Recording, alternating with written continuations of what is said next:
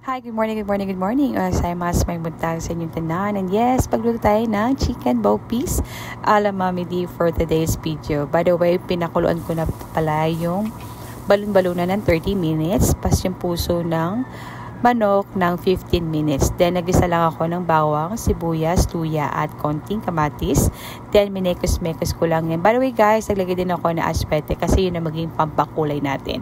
Or kung wala naman, pwede tayong gumamit ng tomato paste.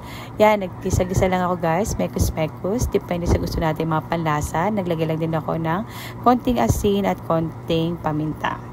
Yan, pag okay na at mekos-mekos na natin siya at sangkot siya na natin ng maigi, maglagay lang tayo ng konting tubig at ang konting laurel, dahon ng laurel. Then, naglagay lang din ako ng carrots at saka ng radish.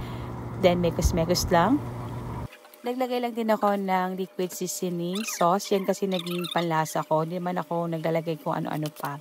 Then, nalagay lang din ako ng bell pepper sa huli. Then, nalagay ako ng ating suka. Diba?